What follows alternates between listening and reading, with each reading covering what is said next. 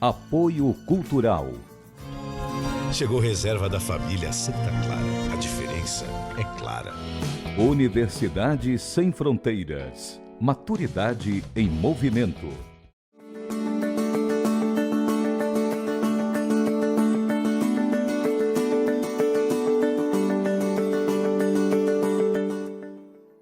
O Viver Mais está no ar e hoje um programa especial. Nós acompanhamos o 6º Congresso Cearense de Geriatria e Gerontologia, que teve como tema a diversidade do envelhecer. E nós estamos recebendo aqui o Dr. Alexandre Cavalcante, presidente do Congresso, mestre em saúde pública. Seja muito bem-vindo ao Viver Mais, Dr. Alexandre. Obrigado pelo convite. O que motivou esse tema, a diversidade do envelhecer? O envelhecer, ele é diverso, né? Nem sempre uma pessoa que tem 80 anos é igual a outra pessoa que tem 80 anos. E a pergunta é, por quê? Por quê? E aí a gente tem que tentar entender essa diversidade do envelhecer para que a gente possa trabalhar prevenção, qualidade de vida, para que as pessoas não cheguem aos 80, mas cheguem aos 100 bem. E o que é preciso para chegar aos 100 bem, doutor Alexandre? Precisa que a pessoa siga alguns princípios que vão ajudar com que ela retarde o envelhecimento e tenha um envelhecimento mais bem sucedido. Tá? E isso não começa aos 60 anos, isso começa intraútero. Tem estudos mostrando que a gestação bem feita favorece o envelhecimento. Olha que interessante. Tem estudos isso. mostrando que a criança que amamenta no peito tem menos osteoporose. Tá? E a criança que pratica exercício físico vai ter um benefício de memória muscular na terceira idade. Então, tudo isso é um contínuo de preparação. Mas eu daria algumas dicas principais. Vamos lá, dicas para envelhecer com saúde. Para envelhecer com saúde, é isso que todo mundo quer, né? A primeira delas, e talvez a mais importante, é o homem não foi feito para ficar parado. Então, precisa se exercitar, precisa fazer exercício físico. Sem exercício físico é impossível envelhecer com saúde. Esse é um ponto sem o qual nós não podemos trabalhar. E existem, os estudos mostram que tem 2 tipos de exercício físico importantes. Um é o aeróbico, que é aquela caminhada, que é a corrida, mas existe, é muito importante o de força muscular, que é a musculação, ou quando você joga um futebol, joga um vôlei, quando faz uma hidroginástica, que você associa as duas coisas, tanto o aeróbico quanto o de força muscular. Ponto 2, nós somos o que nós comemos. Isso, sem uma alimentação adequada, você não vai encontrar um nonagenário, uma pessoa com 90 anos, que seja obesa e saudável.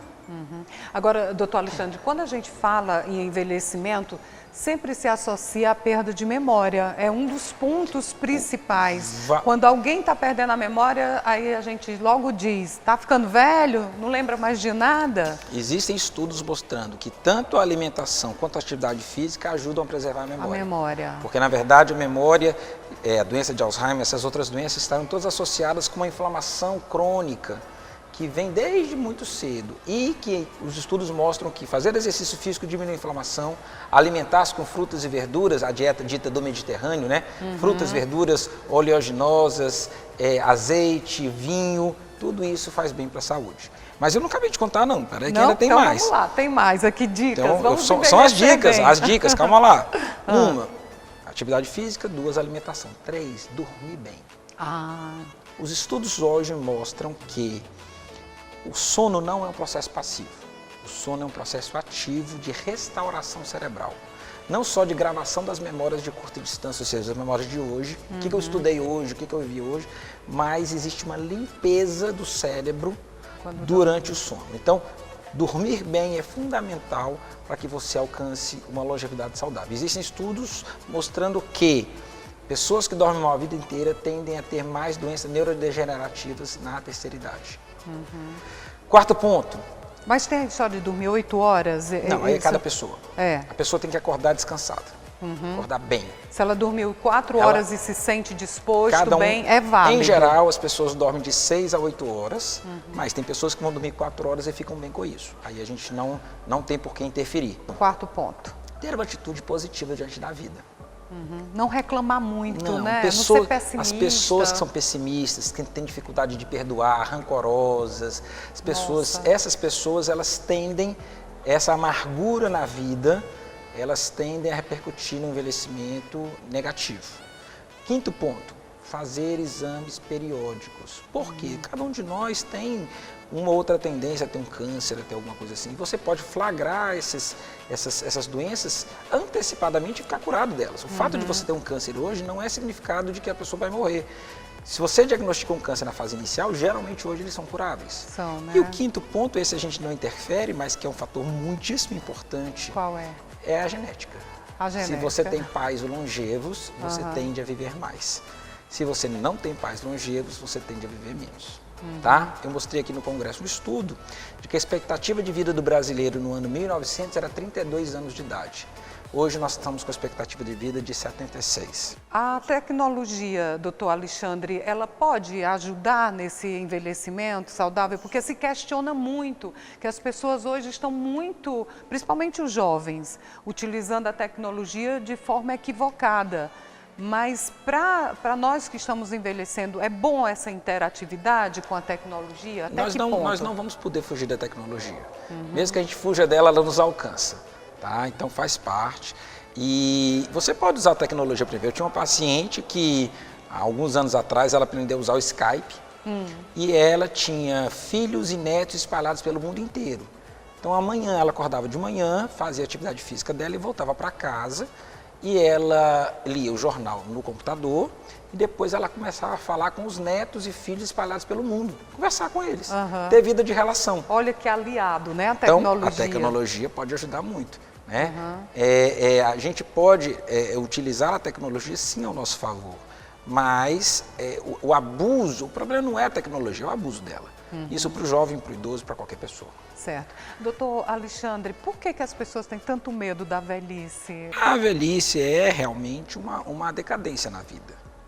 É um processo onde a pessoa vai perdendo as habilidades dela. Isso não significa que a gente não possa ter o que a gente chama de envelhecimento bem-sucedido. Mas o ser humano, ele é inexoravelmente votado a morrer. E isso faz parte, só que nós não queremos morrer. Tá?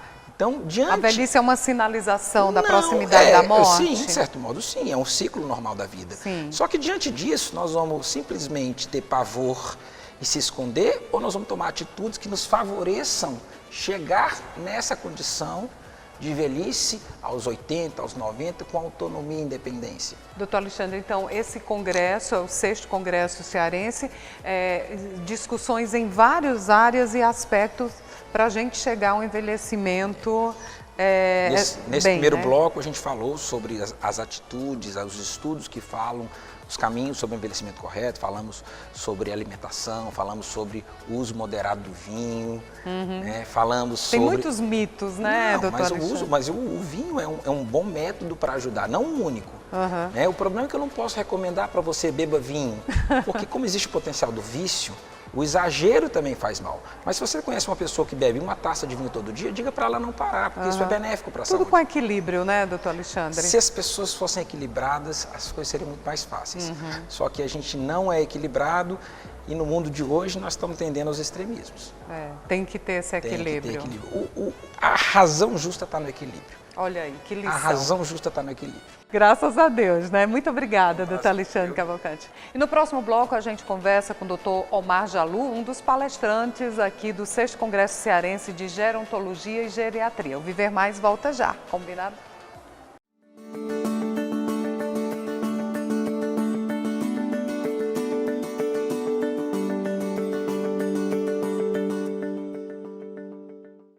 Apoio Cultural.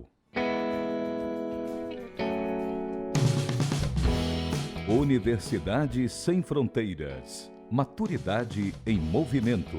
3224-0909.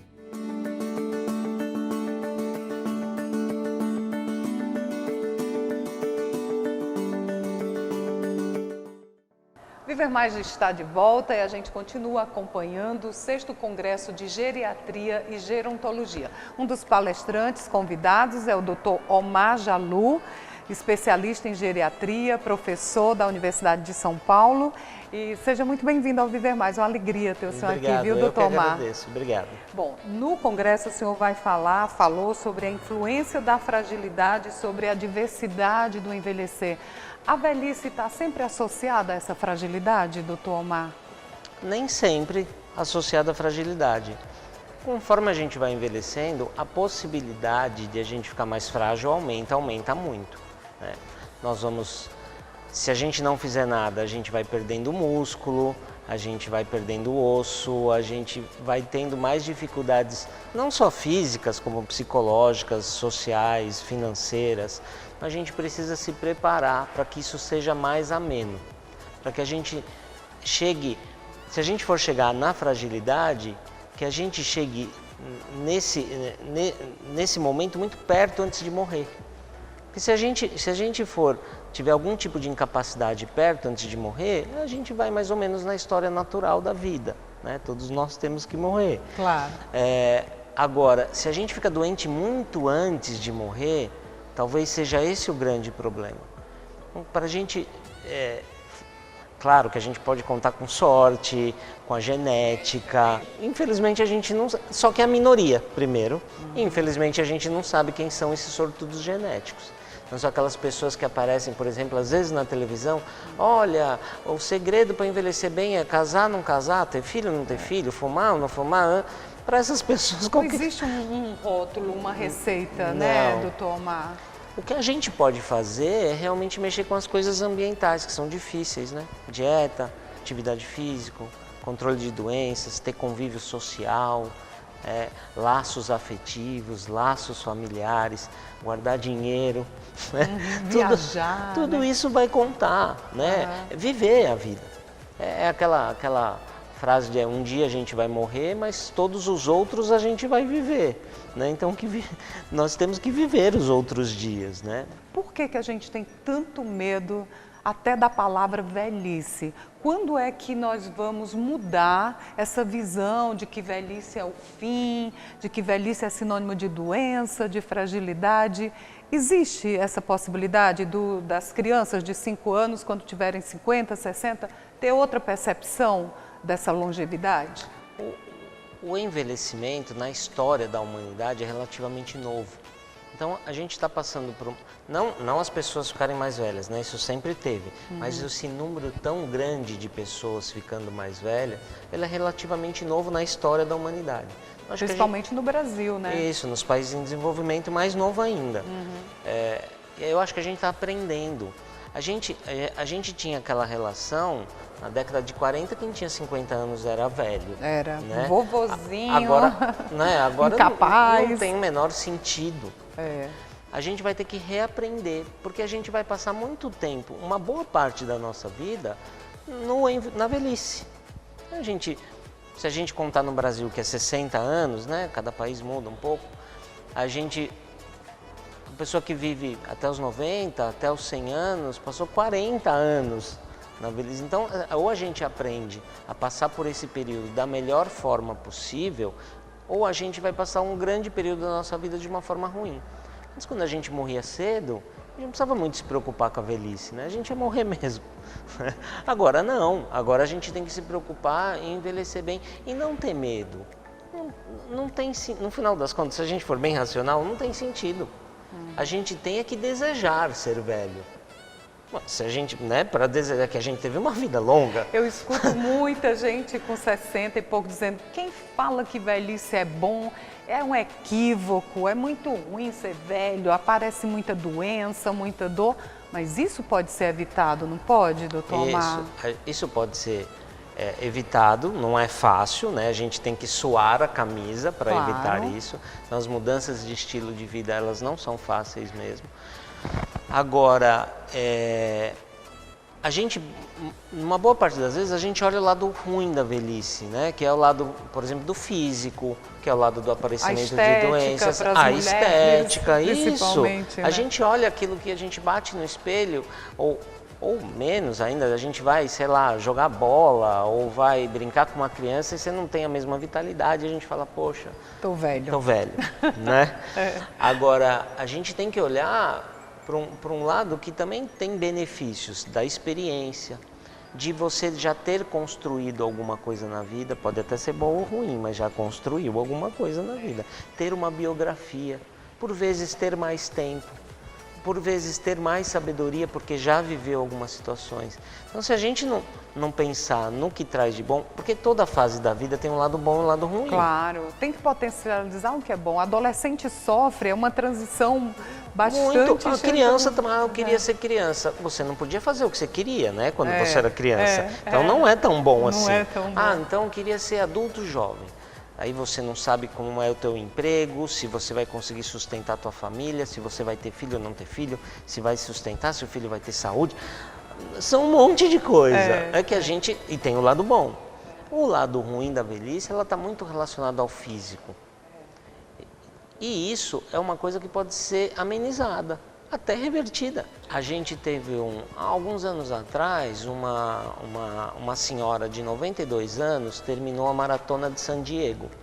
É mais de 42 quilômetros. Nossa. Ela terminou a maratona aos 92 anos. Claro que ela é fora da curva, mas é possível. Agora, o Brasil está preparado para receber esses idosos? Qual a visão do senhor? Não está. Não está? O que é que deve ser feito? Onde é que falha? Eu acho que a maior falha, ela ainda é na prevenção. Se a gente for comparar países mais desenvolvidos, um bom exemplo de envelhecimento bem-sucedido é o Japão. Né? Quando o japonês ele perde ele tem alguma incapacidade, é mais ou menos por volta de 4 anos e meio antes de morrer. O brasileiro chega a 10, 11. Então, o que quer dizer isso? A gente tem que chegar bem, muito bem, próximo ao evento final da vida, que é a morte. E isso tem relação com prevenção. Isso tem relação com aquilo que a gente bate, parece uma chatice, né? Mas é isso, não tem muito jeito. Aquela coisa da atividade física, da dieta, controlar as doenças, não colocar as doenças por debaixo do tapete, sabe? Aquele indivíduo que tem pressão alta e não cuida, mas eu não sinto nada, mas vai ter o derrame, vai ter o infarto. E diz assim, é coisa de velhice mesmo, para que cuidar? Até porque tudo tem um preço. Se a gente botar isso para debaixo do tapete, primeiro que a nossa vida vai ser ruim. Segundo, que a chance da gente desenvolver alguma coisa que realmente vai ser o estereótipo máximo da velhice mal sucedida, que é ficar doente, ficar numa cama, ficar numa cadeira... Que ninguém quer, né? É o que ninguém quer. A tendência, vai ter um momento na sociedade brasileira que nós vamos ter mais idosos do que crianças. Né? Então, assim, eu acho que independe de ter mais geriatra ou não, eu acho que a classe médica, a classe de saúde, ela vai precisar saber tratar do idoso, mesmo não sendo geriatra. Então eu acho que nós vamos caminhar, mas de novo vale na informação, na formação e na informação dessas pessoas. Ok, doutor Omar, eu espero que o nosso telespectador tenha se conscientizado um pouquinho e, como o senhor disse, que tem um envelhecimento ativo. Gostei disso, né? Para a gente chegar a essa maturidade, essa longevidade produzindo, se reinventando, né, doutor Omar? Isso mesmo. Para ser velhinho saudável mesmo. Obrigado. Muito obrigada, seja muito bem-vindo à Fortaleza. Foi uma alegria conversar com o senhor, Para viu? mim também, obrigado. Um grande aprendizado. Obrigado. E no próximo bloco a gente segue falando sobre os palestrantes aqui do 6º Congresso de Geriatria e Gerontologia. Nós vamos falar sobre a sexualidade na longevidade. O Viver Mais volta já.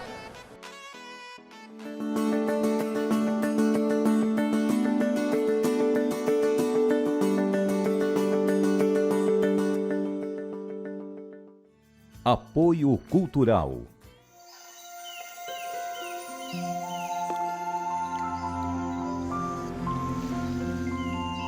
Existe um café especial que nasceu para fazer a diferença. É o que a gente tem de melhor, reservado para a sua família. Se você vivesse aqui, iria provar tudo isso. Mas como você não vive, pode provar aí mesmo na sua casa. Chegou reserva da família Santa Clara. A diferença é clara.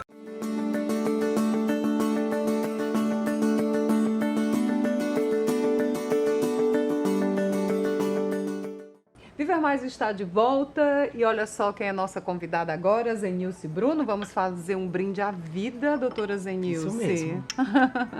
Muito bem-vinda mais uma vez ao Viver Mais. E com esse café gostoso, né? Aí a conversa vai ficar melhor, não é? E a doutora Zenilce participou também do 6º Congresso de Gerontologia e Geriatria. A gente conversou anteriormente aí com o doutor Alexandre Cavalcante, doutor Omar Jalu. E a doutora Zenilce falou no congresso sobre sexualidade na longevidade. Exatamente. Bom, doutora Zenilce, a gente sabe que falar de sexo em qualquer fase da vida existe restrições, receios, tabus. E na longevidade, é mais fácil ou mais difícil? Eu sempre digo que a sexualidade e o envelhecimento faz parte do processo vital, né? Então, quando a gente fala de sexualidade infantil, sexualidade na adolescência, sexualidade no adulto, na terceira idade, é só uma continuação. Por que nós temos preconceito, né? Porque, em geral, se acha que o velho, o idoso, não faz sexo, o que é uma grande mentira, porque as pessoas usam a sexualidade até a morte. O que a gente tem que diferenciar é sexualidade e genitalidade. Que a genitalidade ela é ligada ao coito, penetração. A sexualidade é todo o envolvimento de energia sexual que se tem. Isso a gente tem em todos os lugares, onde a gente vai, com todas as pessoas, em todas as relações. E hoje, 60 anos não é mais considerado idoso, né? Não. Então, assim, até vamos mudar um pouco isso. A Organização Mundial de Saúde já está revisando, porque 60 anos hoje, que era considerado terceira idade de idoso, já tem um processo de vida extremamente salutar. Então, as pessoas namoram, transam. O que é interessante é a gente saber essa diferença. O que é que o idoso faz, né? Tudo que a gente faz na fase adulta e na adolescência, com algumas restrições, sexualmente falando. Mas ainda por que existe tanto receio de falar sobre sexualidade em qualquer fase? Quando a gente vê um idoso, digamos assim, um velho, namorando, ele diz, olha que velho enxerido. E não sei, quando é que vai acabar isso, doutora Zenilce? Quando é que as Já pessoas melhorou vão falar? muito. Olha, nós conversando sobre isso na no televisão. programa 10 da manhã. Exatamente, né? Um congresso sobre isso, colocar um tema de sexualidade num congresso de geriatria, isso não existia antigamente, porque o idoso não transava, né? Não vivia a sexualidade. Então, se a partir daquela idade você não vai mais reproduzir, isso em relação às mulheres, porque os homens não se fala que o idoso não transa, se fala que a mulher não transa, né? Mas na realidade você acha normal um homem idoso casar com uma moça mais nova, um homem mais rico casar com uma moça mais humilde, mas quando é em relação à mulher, o preconceito é muito maior. O grande lance da terceira idade é que agora nós temos programas para a terceira idade, né? Tem clube da terceira idade, viagem, festas, academias, bares, restaurantes, cursos, né? Então isso já faz com que essas pessoas estejam com outras da mesma idade. A maturidade nos dá segurança no sexo? Depende com quem você se relaciona, né? A mulher que tem uma relação sexual com um homem mais jovem é diferente porque ela acha que tem uma performance melhor. E o homem mais velho com uma menina mais jovem também. Então, quando é mais ou menos da mesma idade, é mais fácil. A grande reclamação das mulheres é inapetência, que é a falta de desejo. Porque existe mesmo um período, hormonal, da isso. menopausa, né? Que você, no climatério, você tem uma mudança hormonal. Mas aquilo pode ser transitório. Agora, o que a gente escuta muito é assim, olha, agora na menopausa eu não tenho mais desejo. Eu sempre pergunto, e tinha antes? Não. Então, na realidade, aquela pessoa não foi uma pessoa trabalhada a utilizar o seu desejo, a viver a sua sexualidade. Não é porque está com 50 ou com 60 anos. E os homens, o que a gente percebe mais são queixas em relação à disfunção erétil, né? Ou a ejaculação retardada, que demora muito e tal. Desejo é bem menos. Né? Porque os homens foram mais educados na nossa cultura a ter desejo por todo mundo, né? Então, na realidade, a gente percebe isso. Mas são coisas que estão mudando muito, porque as mulheres leem, veem filmes eróticos, vão a sex shop, então esse desejo está voltando a ser realizado. Então, é possível ter uma vida sexual ativa depois dos 50? Depois dos 50 não, 50 somos jovens, 50 né? somos nós, que é mais novinha. 60, 70, é possível manter esse vigor sexual, porque traz benefícios, né? É possível e é necessário. Pronto. Porque a vida sexual, ela traz mesmo uma energia. Agora, quando eu falo em vida sexual, mais uma vez, eu não estou falando necessariamente em relação sexual, em coito, né? A sexualidade, ela vai além disso. Existe outras Existe formas uma troca de afetividade, de carinhos, né? uma troca de carícias, né? Uma atenção. Então, isso pode existir em qualquer faixa etária. E também a própria genitalidade. Nem todo mundo pode, mas, por às vezes, pessoas que estão adoecidas, ou que tomam medicamentos, ou que fizeram alguma cirurgia, às vezes dá uma baixa na relação sexual, mas na sexualidade de forma A afetividade deve seguir, né? Como foi a receptividade, só para a gente concluir, doutora Zenilce, da sua palestra lá no Congresso? Olha, foi muito boa, né? Foi? Porque eu acho que é um tema novo nos congressos de geriatria e gerontologia, e o auditório lotado, eu fiquei muito feliz, né? Foi uma mesa redonda. E eu senti assim, a participação das pessoas, as pessoas assim, querendo participar, fazer perguntas quando termina, e isso para mim é gratificante. Porque tanto eu vi profissionais, né, que trabalham com idosos, como eu vi idosos, como eu vi estudantes, como eu vi jovens. Então, o tema sexualidade e envelhecimento, ele hoje está na moda. Né? Sem tabu, né? Vamos falar sem tabu. Então, eu acho que isso foi muito legal. Eu fico muito satisfeita, inclusive, de estar dando essa entrevista para vocês sobre esse tema. Que ótimo. E a gente vai voltar a falar mais disso, né? Infelizmente, o Viver Mais já está aqui na reta final. Você está nas redes sociais, não está, Zenilce? Estou. Tem Como que estar, né? Eu sou jovem de de espírito. Tem que acompanhar. Como é que ele acha lá? Zenilce Bruno. Pronto, eu tô no Instagram, no Facebook. E aproveita e vai da Ian Gomes também, Ian Gomes Jornalista. Nós temos o nosso canal no YouTube, Viver Mais com Ian Gomes. Segue a gente lá, que a gente se encontra lá e aqui no Viver Mais. Doutora Zenilce, sempre uma alegria ter você aqui no Viver Mais um brinde à vida, a sexualidade sempre. É nesse clima que o Viver Mais de hoje termina. Até o nosso próximo encontro, combinado?